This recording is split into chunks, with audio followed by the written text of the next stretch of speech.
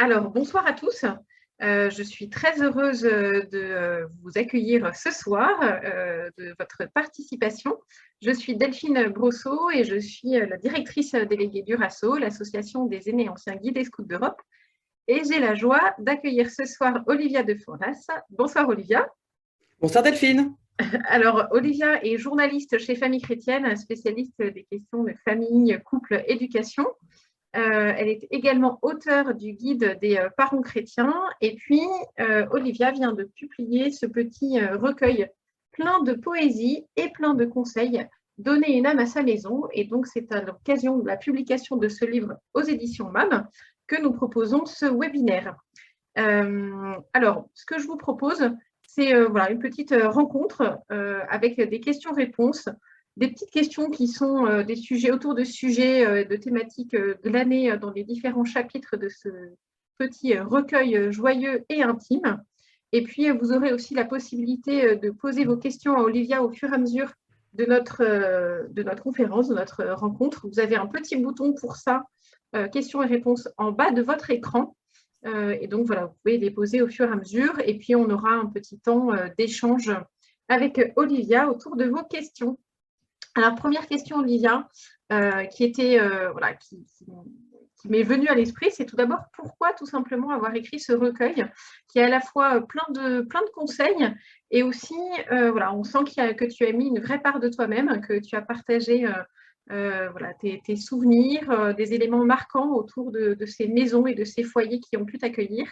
Alors, d'où est venue, voilà, comment est venue cette idée?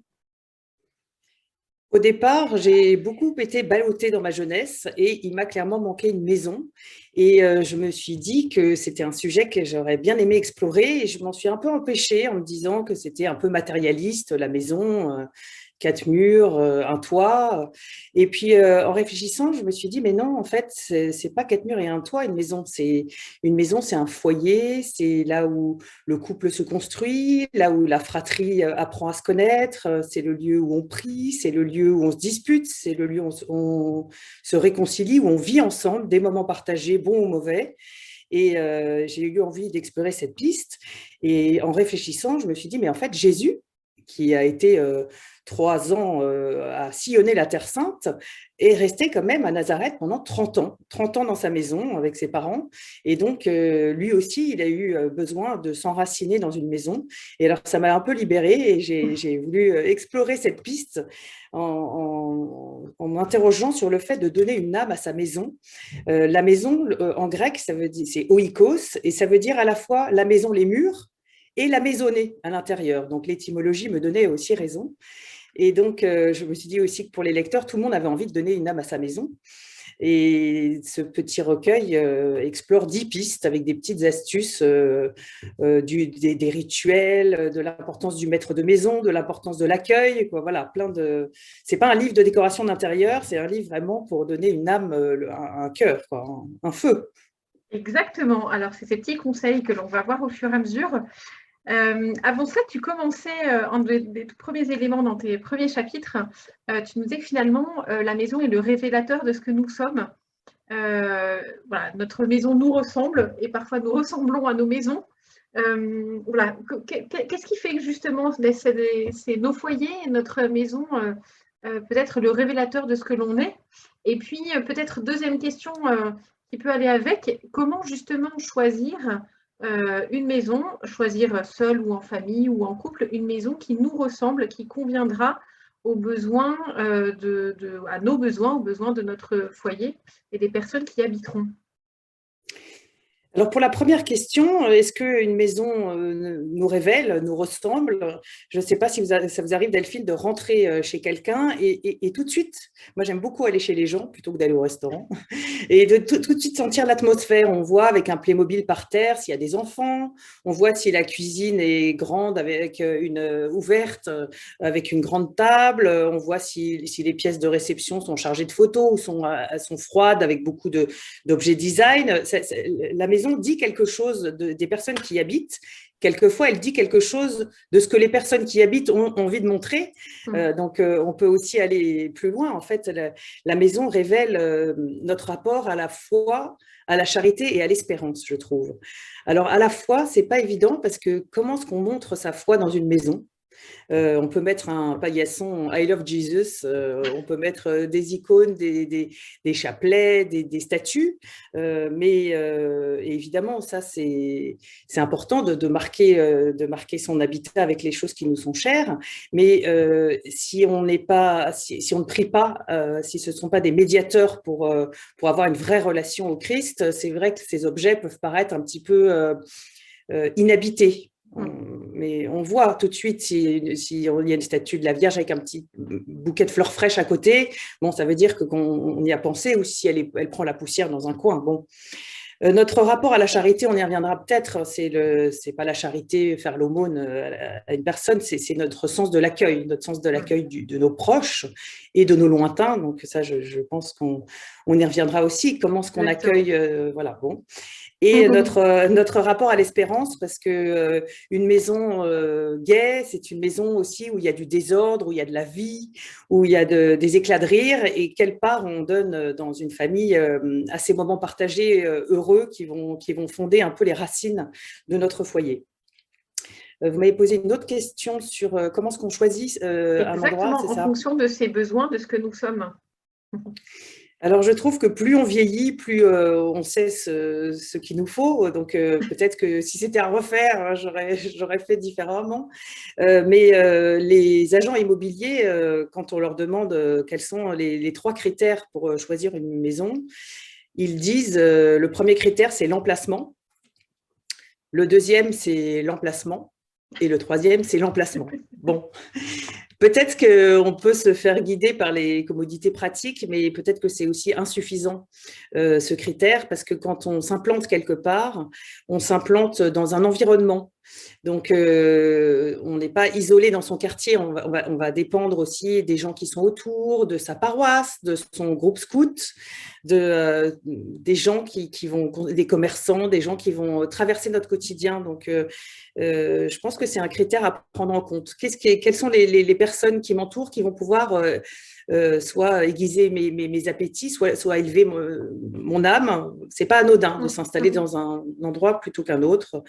À la campagne, à la ville. Bon. Ensuite, si on est plusieurs à habiter cette maison, c'est très important de prendre l'avis des autres en compte. Alors, évidemment, si on est marié, son conjoint, et c'est pas une mince affaire souvent quand il y en a un qui aime bien un appartement en centre-ville avec un vide ordure et l'autre qui préfère une jolie maison au fin fond de la campagne. Mais je mets dans mon livre des listes de questions peut-être pour aider. Et puis si vraiment on est bloqué, il y a aussi les médiateurs familiales qui peuvent aider, voilà, médiateurs familiaux, pardon. Et je mets aussi que c'est très important de demander l'avis des enfants. Ça me glace un peu les parents qui disent bah, tu feras ce que tu veux quand tu seras chez toi, ou des phrases comme ça. Même Saint Benoît, dans sa règle, dit que c'est important de demander l'avis des enfants, de tous les enfants. Bon, et après de les faire participer. Bon, évidemment, les enfants sont assez conservateurs, donc s'ils n'ont pas envie de déménager et que vous voulez déménager, bon, bah, c'est finalement le couple qui aura raison. Mais c'est important parce qu'une maison, c'est pas un objet comme un autre. C'est là où on a tous ses amis, là où on a ses racines, son école, sa vie. Et changer de lieu, ça nécessite vraiment une pédagogie vraiment délicate de la part des parents. Et soi-même, donc si on est, là j'ai parlé pour les familles, mais quand on est célibataire, on peut aussi réfléchir à la manière dont on va le plus rayonner dans sa vie et dans la vie des autres. Moi, j'admire énormément toutes ces nouvelles manières d'habiter, les habitats partagés, Simon de Sirène, Lazare, et aussi cette nouvelle manière d'habiter quand on est à la retraite aussi, d'aller dans des béguinages. Je ne sais pas si vous connaissez le concept de personnes qui décident, au lieu d'aller dans un EHPAD et de se faire, voilà, de terminer ses jours devant la télévision, on décide de se rassembler autour d'un projet. Donc moi, je suis allée voir un béguinage à Vannes, par exemple, avec des personnes chrétiennes qui ont le projet de servir le Christ à la fin de leur vie, bon, ils ne sont pas toute la journée en prière, mais ils récitent l'Angélus, ils s'investissent à la paroisse pour faire de l'alphabétisation et ils ont un vrai projet de vie, pas forcément des amis, mais des gens qui sont réunis autour du Christ. Et donc, c'est une très jolie manière, je trouve, d'habiter. Bon, c'est marginal, tout le monde ne peut pas faire ça, bien sûr, mais j'aime bien aussi qu'on puisse réfléchir à d'autres manières d'accueillir. Ça peut être aussi aller comme ça monter quelque chose, mais ça peut être aussi recevoir chez soi des étudiants. Il y a une association qui s'appelle Ensemble de générations qui permet à des personnes âgées qui se retrouvent avec des grands appartements vides et qui se sentent seules d'accueillir des étudiants en fonction des goûts de chacun. Et ça fait sur le site internet, il y a des très très belles rencontres de jeunes, des personnes âgées qui se sont un peu mis en danger parce qu'évidemment, on a un peu envie de rester tout seul. Si on est tout seul, personne ne nous embête, mais qui se sont mis un peu en danger et ça donne toujours des belles histoires. Ce qui se passe dans les maisons, ça donne toujours des belles histoires. Oui, c'est vrai, oui, des belles rencontres, en effet. Alors, tu nous donnes beaucoup de conseils, de très bons conseils pour que nos maisons, nos foyers soient des foyers accueillants, où chacun, que ce soit voilà, les enfants, la famille, les amis, les voisins, se sentent les bienvenus. Alors, quels sont les petits, voilà, le best-of de tes petits conseils pour rendre son foyer accueillant? Alors, son foyer, bon, je pense que les anciens scouts ont un peu ça dans le cœur. L'accueil, ça fait vraiment partie du scoutisme, donc ça sera, je veux pas forcément, j'espère que je vais pas enfoncer des portes ouvertes, mais j'aime bien me demander les visiteurs qui viennent, qu'on aime, on verra peut-être après pour ceux qu'on ne connaît pas, mais pour ceux qu'on invite chez nous, se demander pourquoi ils viennent, quel est leur objectif, qu'est-ce qui leur ferait plaisir, se mettre à leur place. J'aime beaucoup cette citation de la philosophe Simone Veil qui dit l'attention, c'est le miracle à la portée de tous, à tout instant. Et ça c'est une belle citation pour l'accueil. L'attention à l'autre, qu'est-ce qu'il vient chercher chez vous? Il vient chercher une bonne table et rigoler avec des amis. Il vient se faire consoler après un chagrin d'amour. Il vient voir les enfants. Il vient se reposer. Et en fonction de ça, en amont, en fait, réfléchir à la manière dont on pourrait l'accueillir. Mais en fait, l'accueil, ça commence avant. Ça commence avant. Moi, je me souviens de ma grand-mère. Quand je pense à l'accueil, je pense à ma grand-mère paternelle qui nous attendait sur le perron de sa maison normande.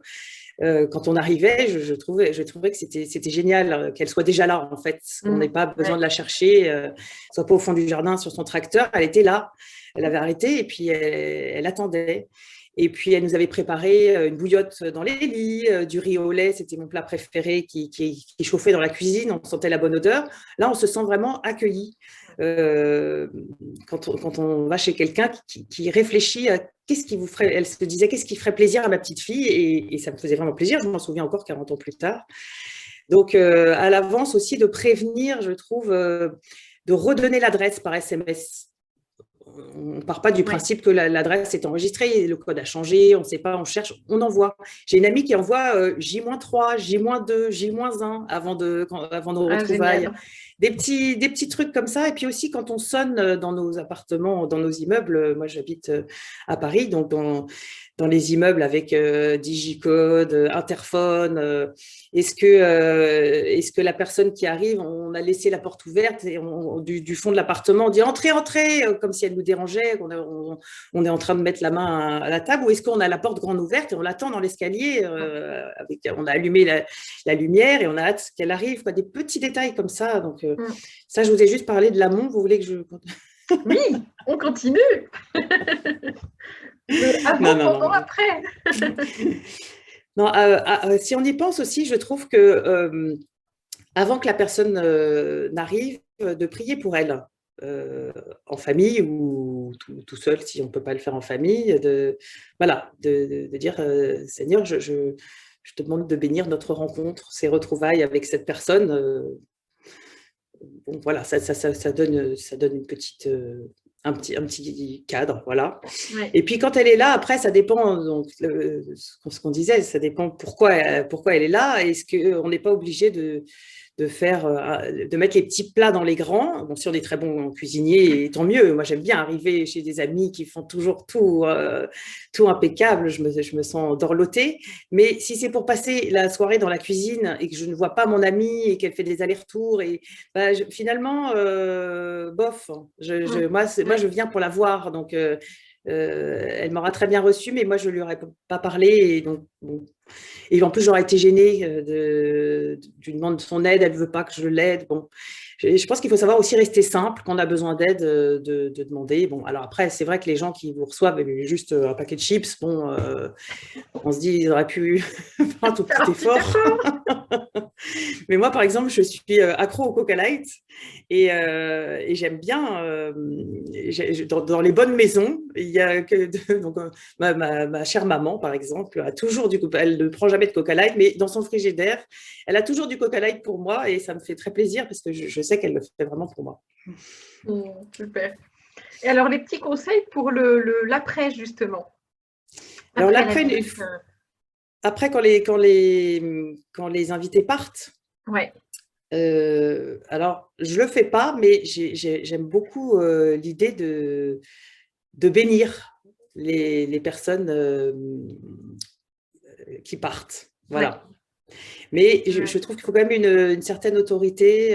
Peut-être que je le ferai quand je serai grand-mère, ou de bénir ceux qui sont venus et qui partent. Et puis, j'aime bien aussi les maisons où, bon, là, c'est plus quand les gens habitent à la campagne, qui vous donnent un petit fruit de leur jardin, un petit bouquet de fleurs fraîches, ou que les enfants aussi aient dessiné un petit, quand ils sont petits. Ils vous donnent avant de partir, tiens, un dessin que j'affiche sur mon frigidaire. Je trouve ça vraiment trop mignon. Je me sens aussi coucounée. Oui, c'est vrai, complètement. Bon, merci beaucoup pour ces petits conseils. Alors, en fait, ce que voilà, les visites, l'accueil des personnes dont on a parlé là, finalement, concernait plutôt la famille, les amis, voilà, les personnes qui nous sont chères. Et tu as tout un chapitre qui est très beau sur l'accueil des personnes inconnues, des personnes voilà, de son prochain, tout simplement, de la personne seule qu'on rencontre à la sortie de la messe, du jeune pour ses études dont tu parlais tout à l'heure, du sans-abri au bas de la rue. Alors, en fait, on a souvent un petit peu tous envie d'avoir cette âme belle et charitable sans forcément en avoir la force, le courage. Voilà, on peut être pris par ses appréhensions, par ses peurs, par ses inquiétudes. Alors, voilà, on ne s'en sent pas toujours capable. Comment, à ton avis, sauter le pas comment voilà, le faire vraiment et aller au-delà de « Ah, ce serait bien de ». Bon, je précise que je suis souvent dans le « Ah, ça serait bien de hein. ». Mais c'est vrai que c'est le plus difficile. Et pourtant, c'est vraiment ce qui nous est demandé dans l'Évangile. Le plus difficile, c'est d'accueillir l'étranger, celui qui est complètement différent, qui est hors de notre cadre.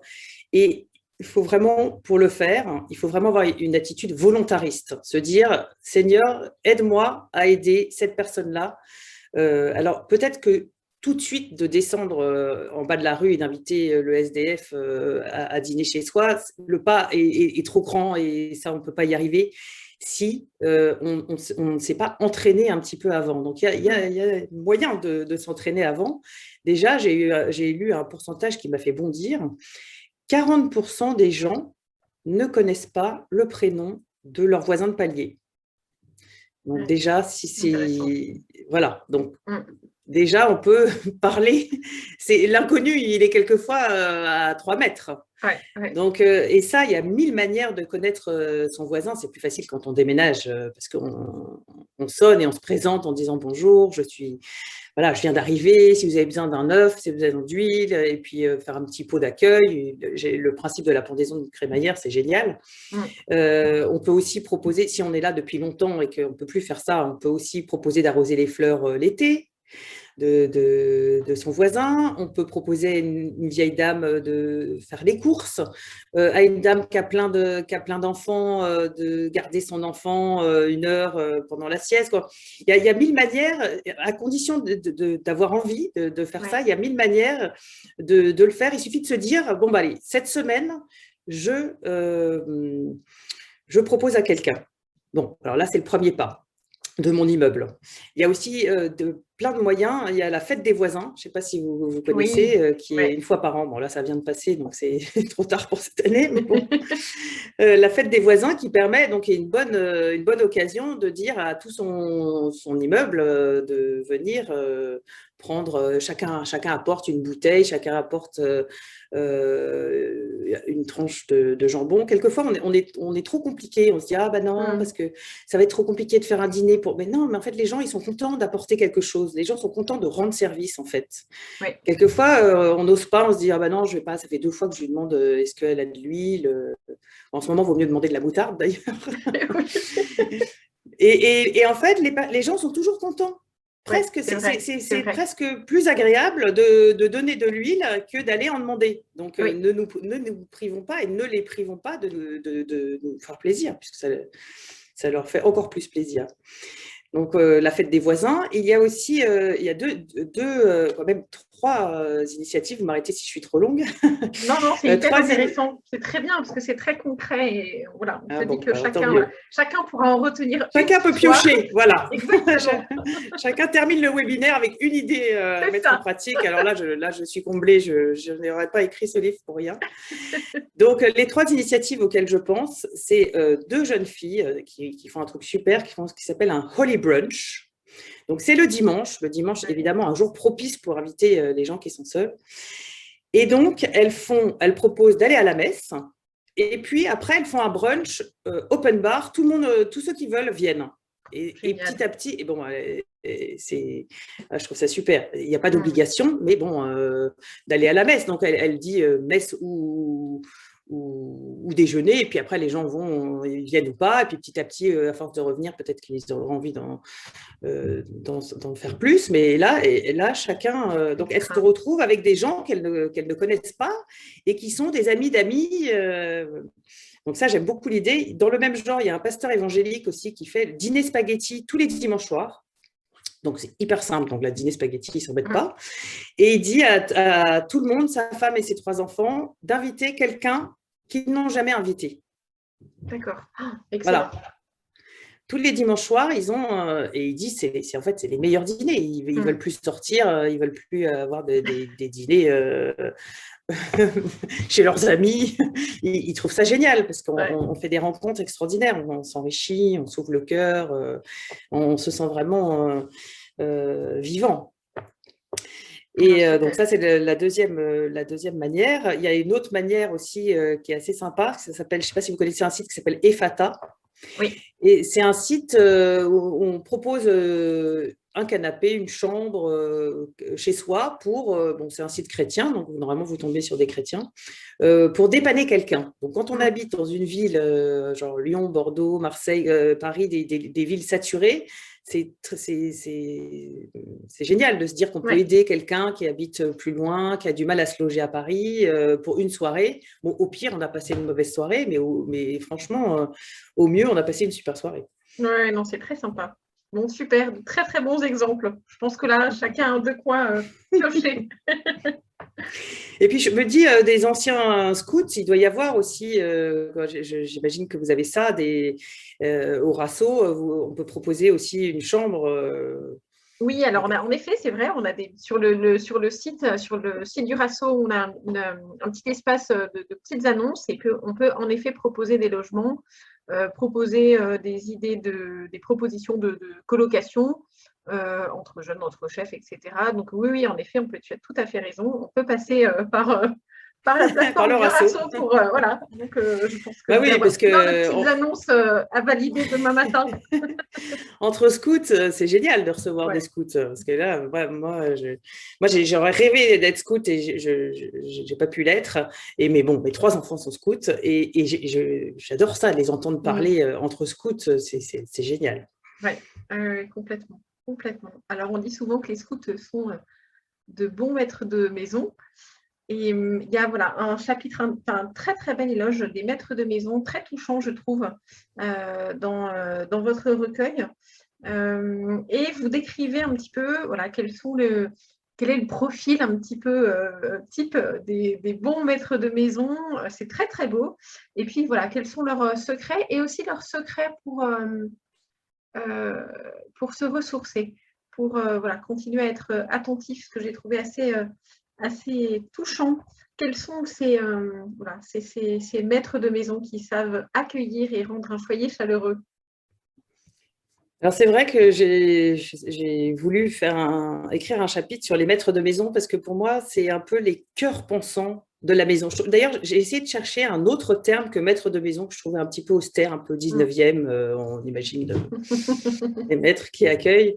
Alors que vraiment, pour moi, si on prend la symbolique de la maison, ce sont les contreforts. Souvent, ils sont deux, les maîtres de maison, mais pas toujours. Et souvent, ce sont les grands-parents aussi qui accueillent dans leur maison parce que c'est plus facile de réunir. Voilà. Et s'il y avait deux mots, pour moi, le maître de maison, c'est celui qui rassemble et qui transmet. Qui rassemble parce que finalement, dans nos vies, à 100 à l'heure, on n'a pas toujours l'occasion de se retrouver, même dans la famille proche. Entre frères et sœurs, chacun n'est pas forcément dans la même ville, dans le même quartier, avec les mêmes âges.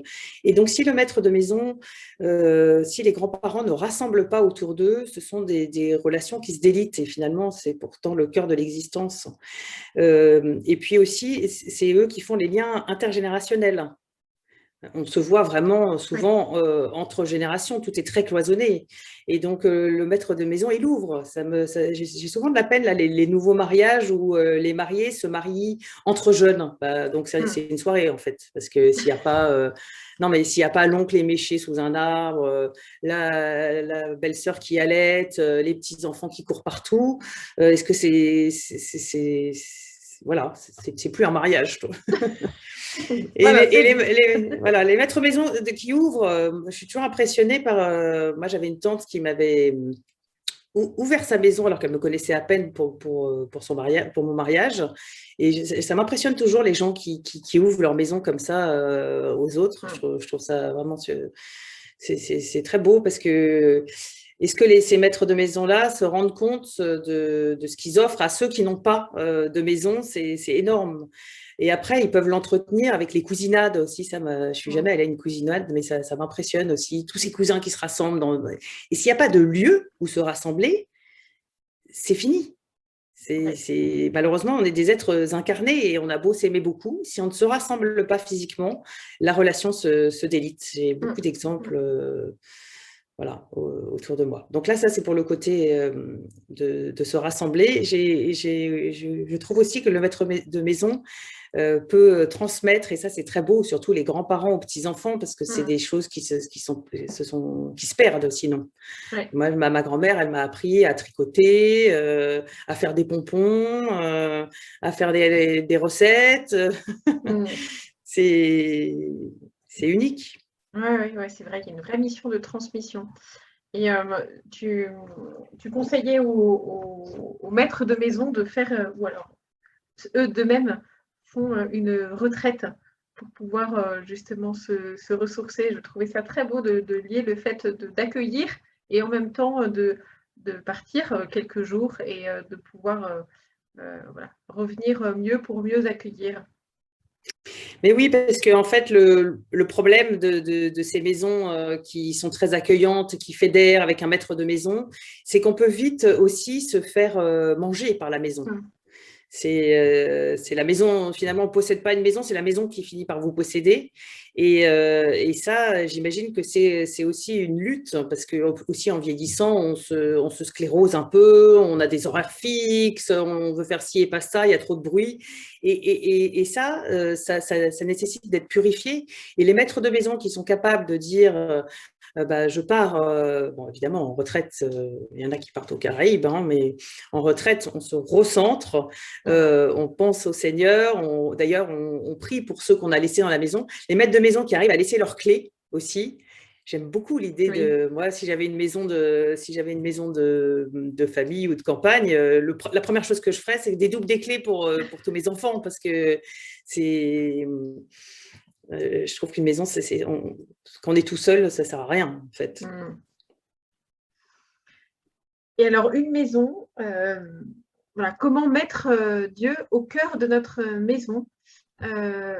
Comment faire en sorte qu'il soit présent, que les membres du foyer le sentent présent voilà, dans chacune des pièces, et puis que voilà, ceux que l'on accueille aussi voient que le Christ est au milieu de nous.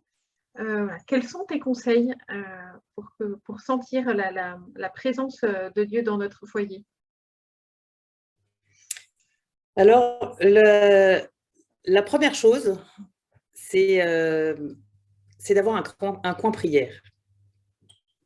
Un coin prière, c'est le poumon de la maison. Il y a beaucoup de gens qui n'en ont pas, parce que le conjoint est hostile, les enfants mettent le bazar dans le coin prière, parce qu'ils grandissent et finalement cette chambre n'est plus attribuée. Et puis finalement, on ne prie plus, donc il n'y a plus besoin de coin prière. Mais bon, on y reviendra peut-être sur le coin prière pour que je puisse répondre à votre question. Mais c'est la première chose qui me vient à l'esprit. Et puis, on peut marquer la présence du Seigneur. J'aime beaucoup cette pratique juive de la mezouza. Vous savez, c'est ce petit étui de biais où dedans, il y a la Torah qui est accrochée à côté sur le chambranle de la porte en dessous de la sonnette. Et j'aime bien que cette pratique chrétienne, donc pompée aux Juifs, de mettre une petite icône à l'entrée de sa porte pour marquer aussi, voilà, quand on vient du dehors, on a nos soucis, on a notre vie à 100 à l'heure, on arrive chez soi, on est accueilli par l'icône de la Trinité ou une Sainte Vierge. Bon, voilà, même si on fait une toute petite prière, même si on passe devant sans y penser, quand même, c'est quelque chose. C'est quelque chose. Et puis après, dans la maison, c'est pas évident d'arriver à penser à Dieu tout le temps. On est tout le temps distrait. Et donc, c'est pas mal d'avoir des petites choses concrètes pour nous rappeler la présence de Dieu dans chaque pièce. Et dans chaque pièce, on a une relation au Christ un peu différente, en fait. Parce que, évidemment, là, c'est l'évangile de ce matin, de prier dans sa chambre, l'endroit où on se retire, où on prie en silence, dans l'intimité, le Seigneur. Donc ça, c'est une prière plus introspective. Et donc, dans la chambre, on peut avoir pour ne pas oublier cette prière ou pour y inciter, un crucifix, bien sûr.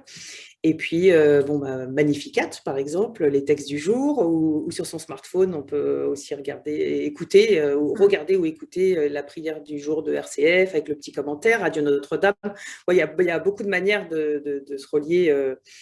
Mais si on ne prend pas une habitude fixe, par exemple, écouter Radio Notre-Dame le matin dans sa salle de bain, on peut oublier. Ouais. Donc, quand on attribue une chose précise dans une pièce, ça aide. Par exemple, je me dis la cuisine, c'est le lieu où on se rassemble, où on parle, où on raconte sa journée. On peut vite critiquer aussi. Ça peut être aussi une pièce où on commence le repas par un bénédicité. Et on bénit les personnes, nos conversations. Et bon, alors après, dans un monde parfait, on ne critique pas, mais on peut se dire, voilà, la cuisine, c'est le lieu où je bénis ceux qui sont là. Alors, on peut mettre quelque chose pour nous le rappeler. Ça peut être, je ne sais pas, une statue de Saint-Joseph, le patron de la famille, ou quelque chose. Mais c'est pas mal de marquer, en tout cas. Ouais. Un petit objet que vous avez identifié et auquel vous avez attribué cette fonction qui vous le rappelle. Ouais. Dans le salon, ça peut être, s'il y a des livres, une bibliothèque dans le salon, ça peut être aussi un lieu où on met une Bible, ou aussi dans une chambre.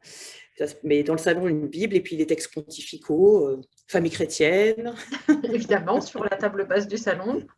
Voilà. Pour qu'on puisse discuter. Dans le salon, on discute de ce qui se passe dans l'église, des informations, voilà. Et puis, alors, c'est drôle parce que dans mon livre, j'avais mis aussi qu'on peut prier au petit coin. Et la correctrice n'a pas compris, elle a mis prier dans un petit coin. Je trouvais ça trop drôle. Et donc, on peut prier dans un petit coin, bien sûr, mais aussi on peut prier au petit coin. Et ça, c'est un super endroit avec une petite étagère et on met un recueil de citations, un livre avec des, des BD. Moi, les petits coins sont envahis d'encycliques, de vie de Thérèse de l'Enfant Jésus. Et voilà, c'est un lieu un peu idéal quand on ne sait pas quoi faire. Hop, une petite citation de Saint-Jean de la Croix. Et puis voilà, c'est reparti. Très bien. Alors, avant d'enchaîner, voilà, je voulais simplement vous redire que vous pouvez poser vos questions à Olivia via le petit bouton questions et réponses. Et puis peut-être aussi nous dire quelles sont voilà, vos petites astuces à vous, vos idées, Oui. comment chacun, voilà, les uns les autres, vous faites pour rendre Dieu présent dans votre maison, dans les différentes pièces de votre maison. Et puis, on pourra citer vos différents exemples. Je trouve que c'est sympa d'avoir plein d'idées et de partages comme ça, d'expériences, d'idées les uns les autres.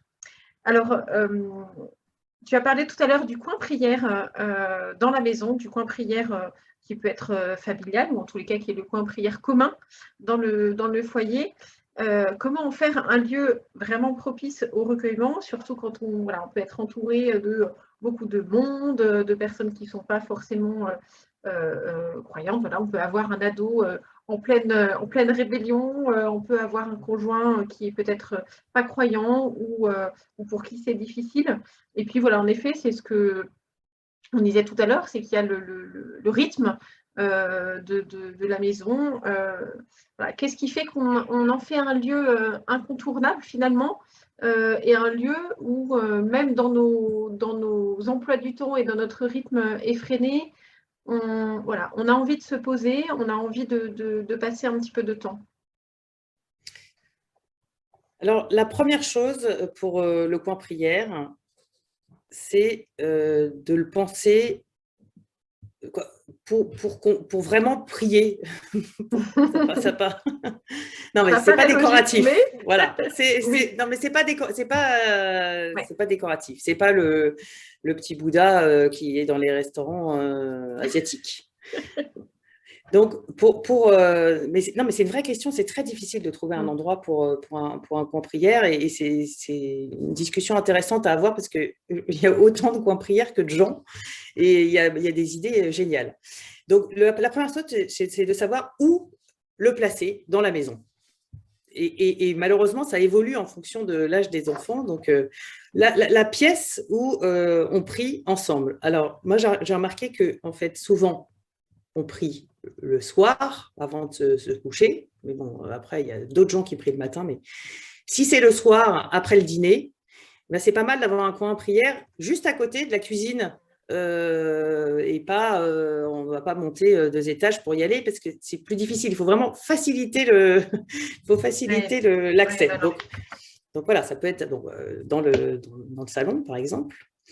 Et puis après, une fois qu'on a trouvé la pièce, c'est important de se demander comment se prie chacun dans cette famille pour pouvoir l'arranger, pour qu'on ait vraiment envie de s'installer. Par exemple, si on prie à genoux, bon, bah, ça ne sert à rien de mettre un coin prière au-dessus de la cheminée.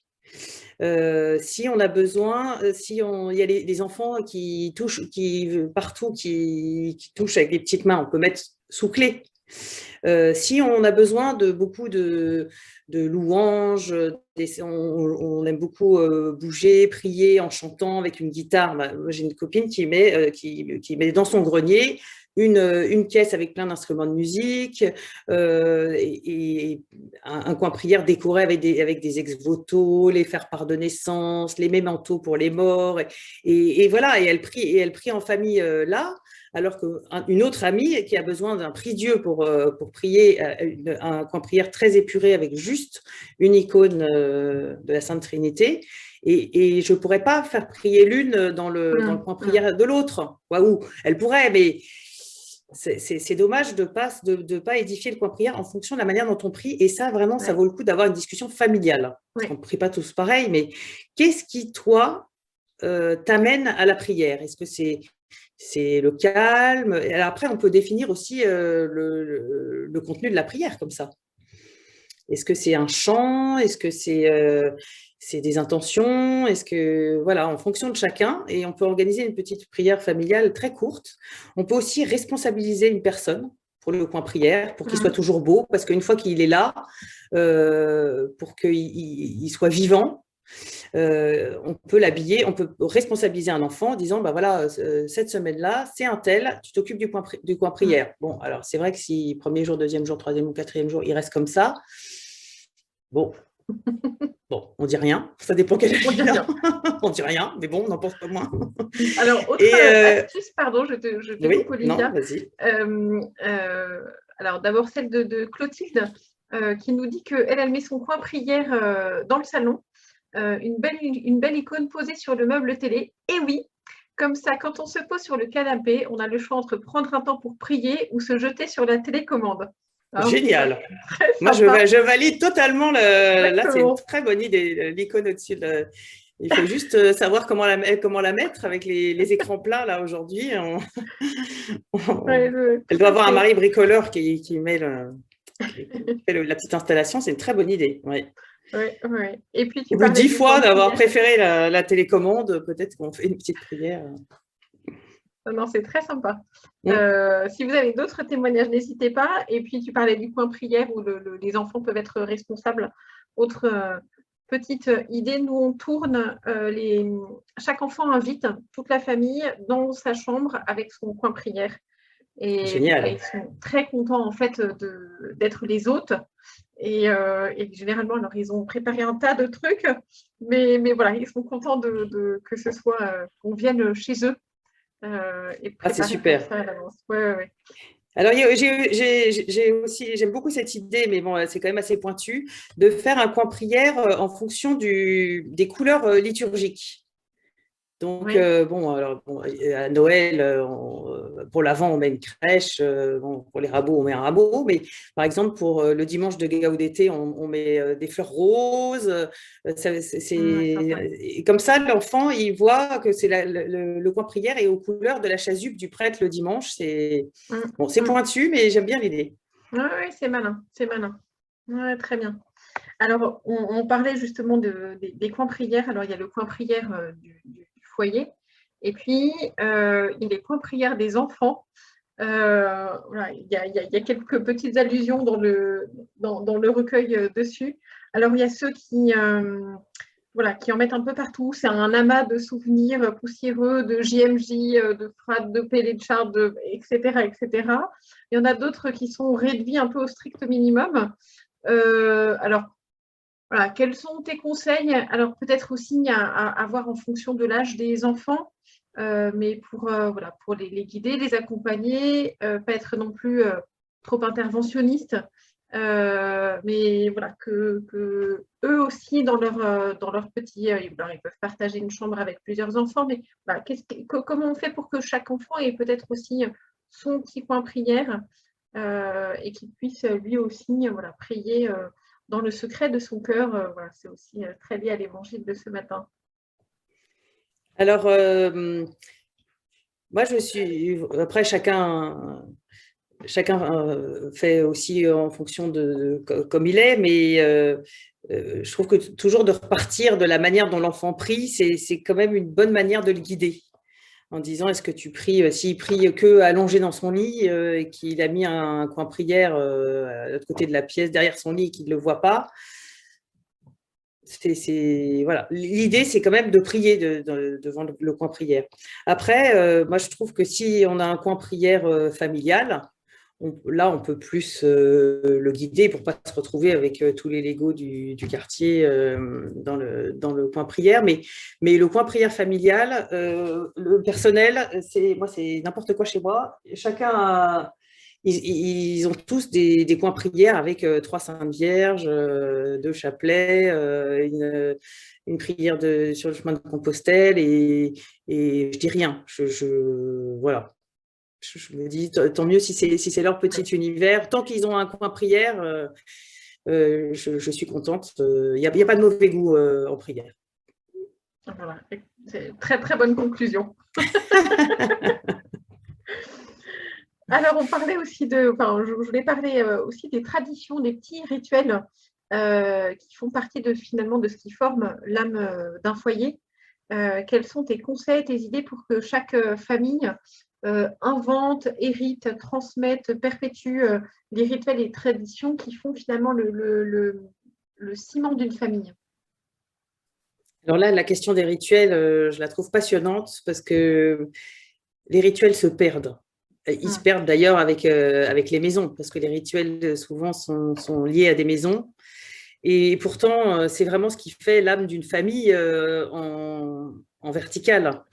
La première question, c'est de se demander quels sont les rituels dont j'ai hérité dans ma famille, et si on est marié dans celle de mon mari, quels sont les rituels que j'ai aimés et que… Voilà, déjà, quels sont les rituels que j'ai aimés?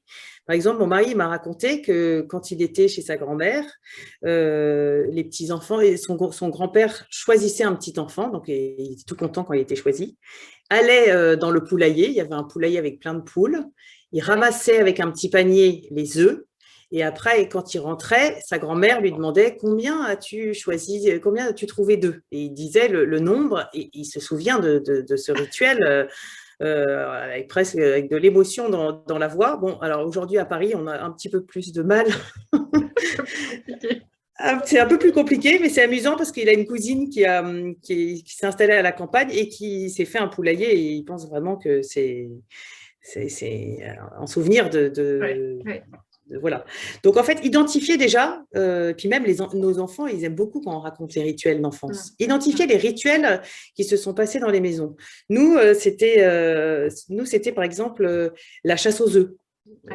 Dans le jardin, on a des souvenirs de fou rire où on lançait les œufs, les enfants les ramassaient, nous les rapportaient, on les relançait, ils croyaient qu'il y en avait plein, c'était toujours les mêmes. Voilà, la chasse aux œufs, toutes les fêtes, il y a des rituels laïques et il y a des rituels religieux. Toutes les fêtes religieuses sont vraiment des occasions géniales d'ancrer des rituels dans la famille, c'est sûr. Mais il y a aussi des rituels laïques qui sont intéressants. En fait, un rituel, c'est un moment d'émotion partagée avec les gens qui sont là. Et donc, c'est très codé, en fait. Le rituel, on aime que ça soit dans la même maison, au même moment. Tous les dimanches soirs, on regarde un film. Voilà. Et puis quand on y déroge, c'est agaçant.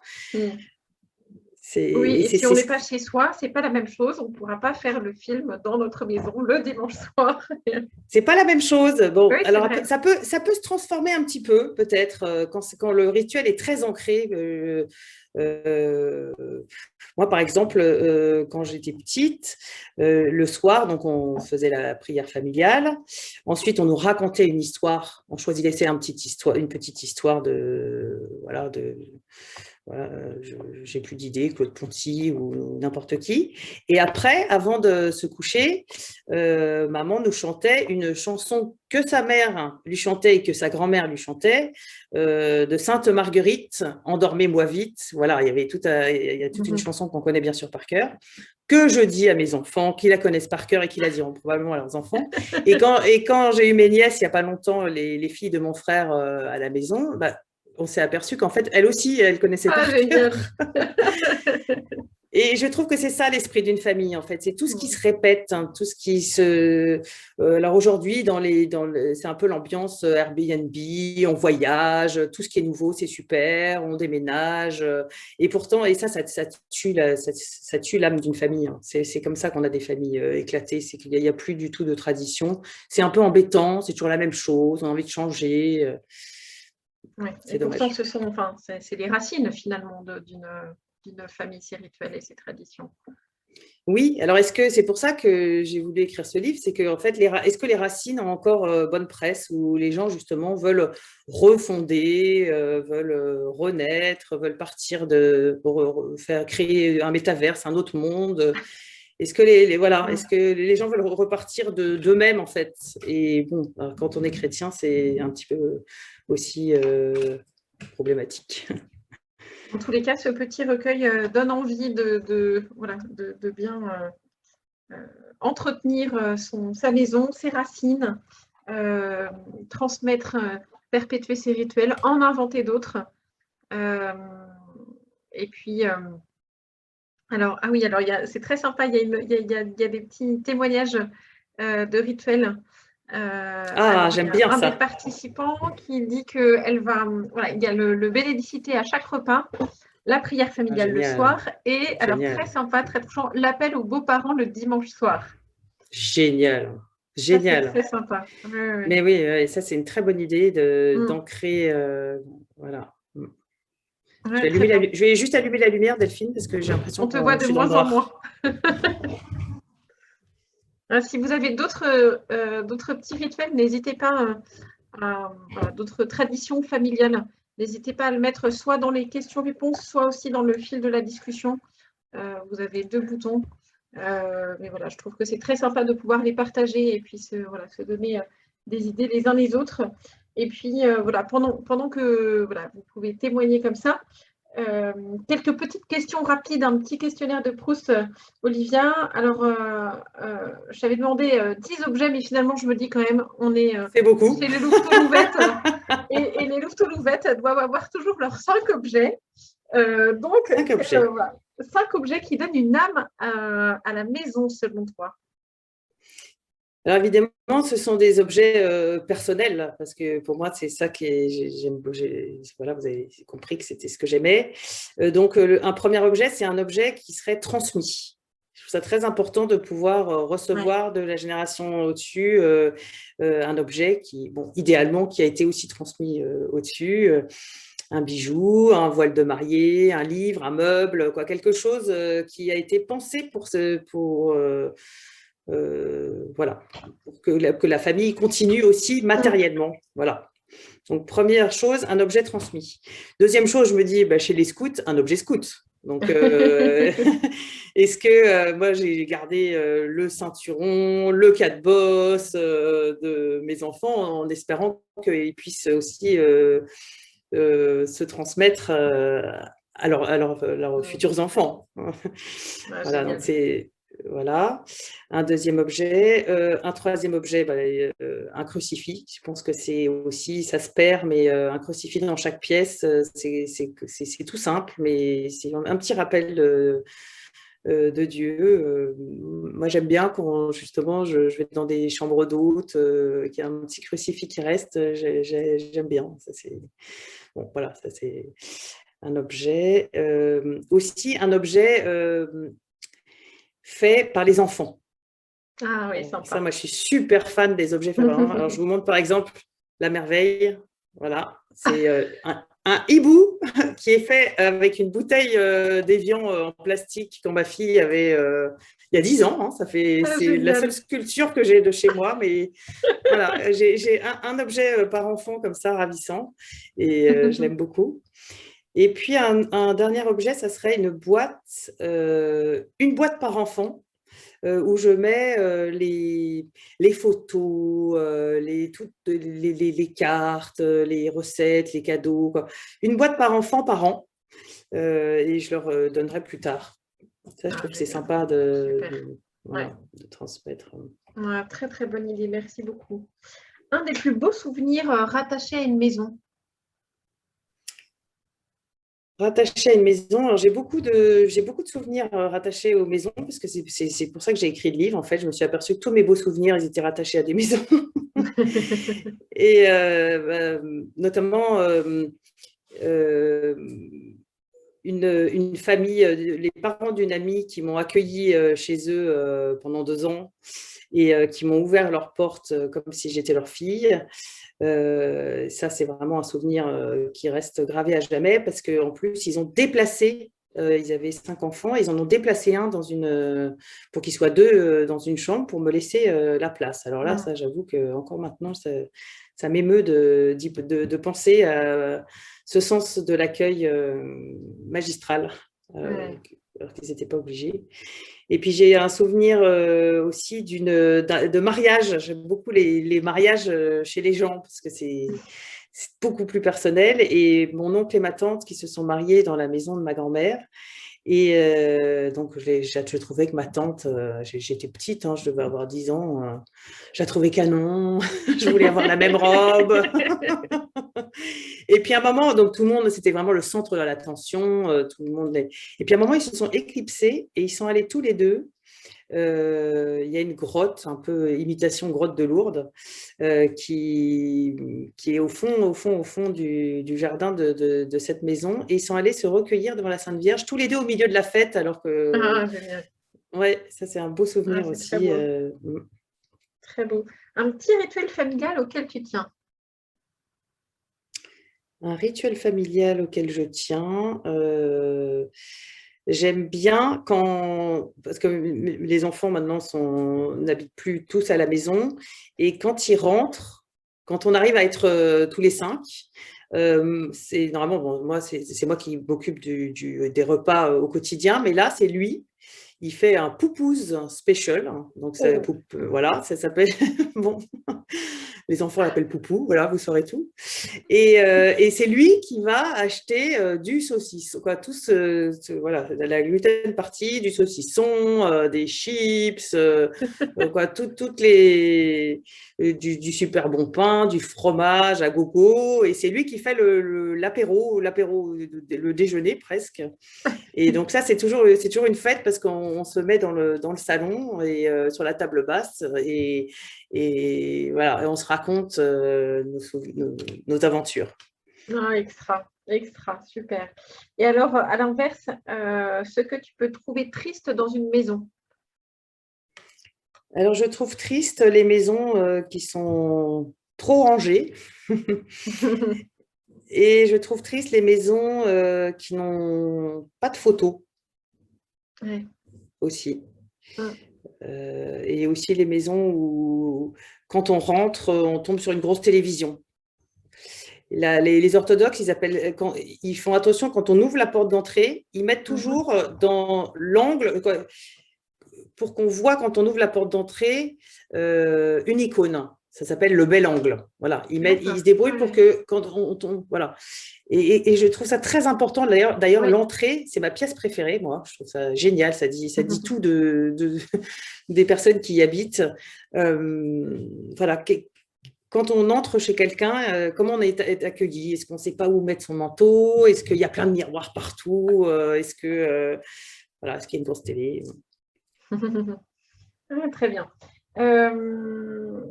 Un cadeau typique que tu offres quand tu es invité chez des amis.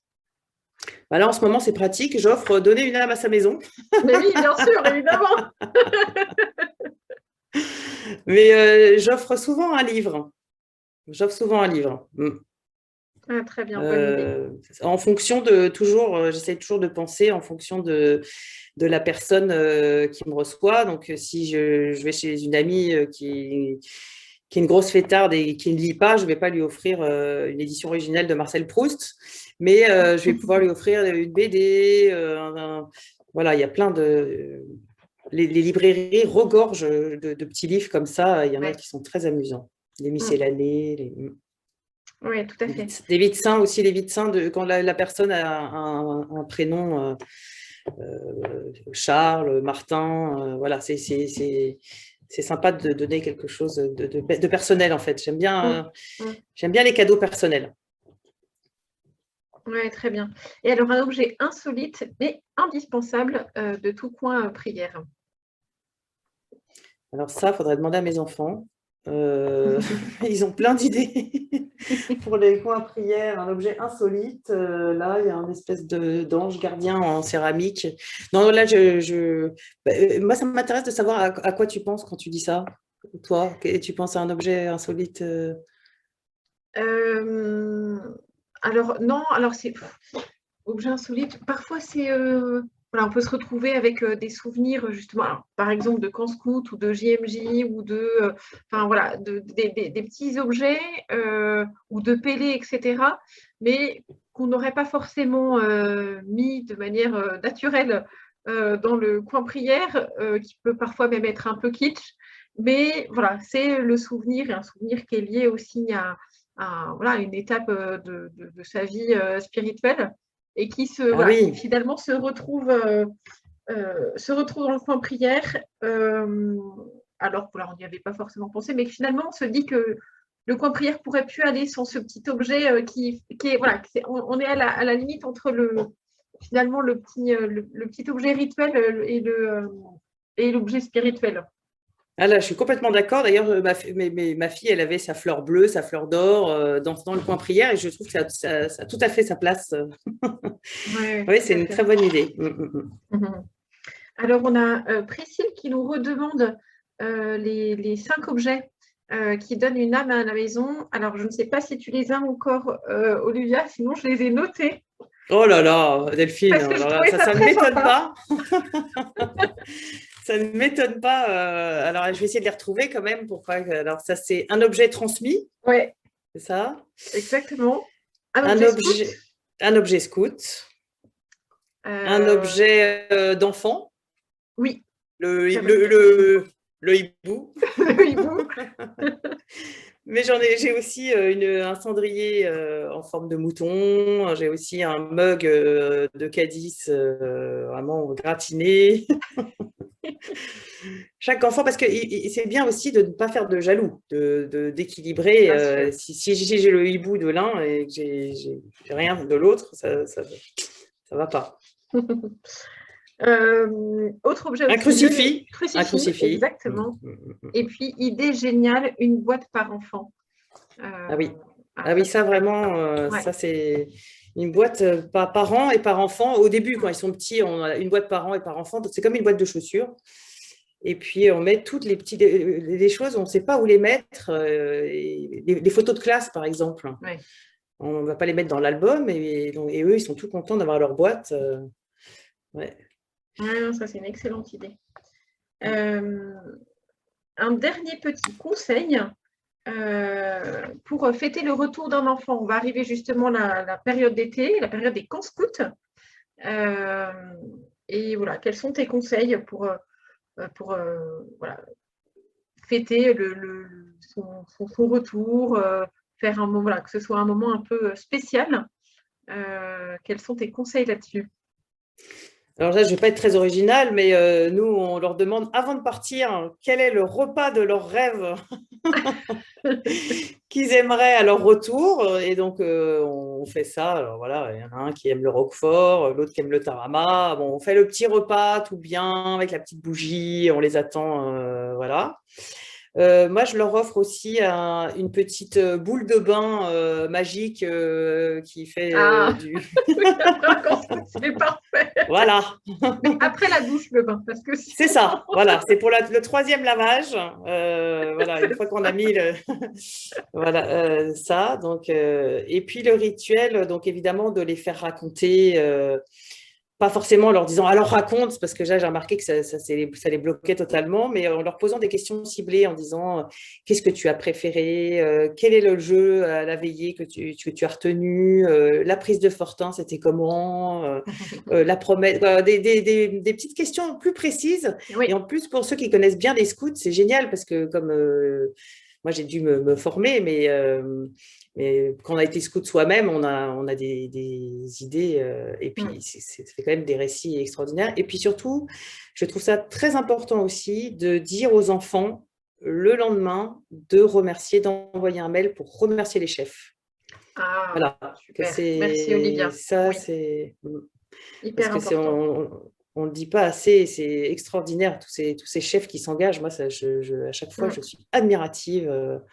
De cet engagement fort. Hein. Et voilà, c'est normal que… Moi, je remercie aussi les grands chefs, mais les enfants, ils remercient les chefs mm, et les mm. chefs thèmes.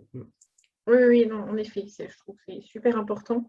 Alors, on a Et si on ne le dit dans le pas, malheureusement, personne ne le Alors, dit. pas toujours, en effet. Alors, nous, on a une tradition dans le groupe dans lequel j'étais Oui. cheftaine de Mmh. groupe, c'est que Mmh. la cheftaine de groupe, le dernier jour, enfin, la veille du retour de camp, Oui. envoie un message à tous les parents avec les adresses postales de toutes les cheftaines, de là où elles seront en vacances l'été, ou voilà, si elles partent en stage ou à l'étranger, Mmh. etc.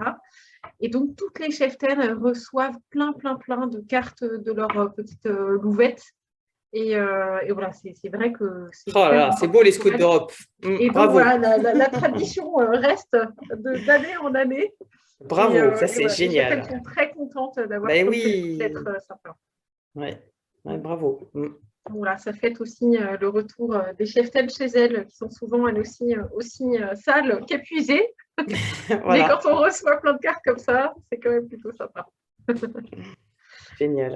Merci beaucoup, Olivia, pour Merci Delphine de cette ce bel échange. invitation, c'est très Voilà, j'étais sympa. très, très, très contente de pouvoir parler de ce très beau petit recueil qui est vraiment plein de conseils, plein de sagesse, plein de poésie, voilà, que je recommande à tout le monde, qui est dans toutes les bonnes librairies.